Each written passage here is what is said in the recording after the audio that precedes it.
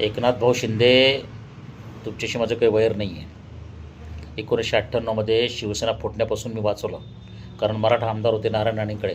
बाळासाहेबांनी मी शिवसेना वाचवली. उद्धव घर सोडून गेला माझ्यामुळे, त्याच्यामुळे मी मातोश्री जाणं बंद केलं. जी शिवसेना तुम्ही ताब्यात घेतलेली आहे, मी तुम्हाला कधी गद्दार म्हटलं नाही, 50 खोकी अपमान केला नाही.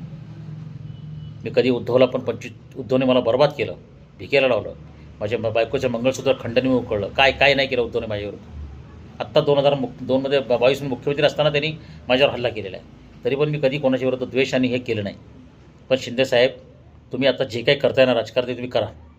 पण साहेब, ज्या शिवसेनेला मी वाचवलं, शाखा प्रमुखांना सेवा दिली, नगरसेवकांना सेवा दिली, मंत्र्यांना सेवा दिली, पक्षाला सेवा दिली, त्याचे पैसे उद्धवने नाही दिले साहेब. माझे नुकसान भरपाई दिली नाही. तुम्ही तर द्या. शिवसेना तुमच्या ताब्यात आहे ना, तुम्ही त्याचे मालक आहात. तुम्ही 50 कोटीचा चेक लगेच दिला उद्धव ठाकरेंना. माझे पैसे कधी देणार साहेब? माझे 2 कोटी रुपये आहे ना शिवसेनेकडून. साहेब, ज्या वेळेला आपण एखादं इंजेक्शन घेतो त्या क्षणाला महत्त्व असतं ना, नुसतं इंजेक्शनला महत्त्व नसतं ना. त्या क्षणाला बाळासाहेबांना गरज होती, त्या क्षणाला शिवसेनेला गरज होती, शिवसैनिकांना गरज होती. राणेंनी तर मला वापरून फेकून दिलं. उलट राणेंनी माझ्याविरुद्ध गुन्हे केले. अत्यंत बेशरम माणूस आहे. पण मला तुमच्याबद्दल चांगलं मत आहे माझं तुमच्याबद्दल. तुम्ही न्याय कराल. आणि मी कळलं की तुम्ही लोकांना विमानाने, कोणाला हॉस्पिटलला मागवता, कोणाला मदत करता, आर्थिक मदत. तुम्ही फार दयाळूच असं मला कळलेलं आहे. माझ्यावर दया करा, कृपा करा साहेब. मी आता आत्महत्या करतो आहे. जर तुम्ही पैसे दिले तर मी जगू शकेन काही दिवस अजून.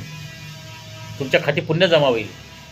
आणि मला येणं आहे साहेब तुमच्याकडून. जी शिवसेना तुम्ही ताब्यात घेतली ना, ती फक्त शिवसैनिकांची नाही आहे, ती तुमची नाही आहे, ती ठाकरेंची नाही आहे, ती आमच्यासारख्या लोकांची पण आहे. स्वामीजींनी त्याग केलेला आहे, आम्ही त्याग केलेला आहे, आम्ही धोके पत्करलेले आहेत.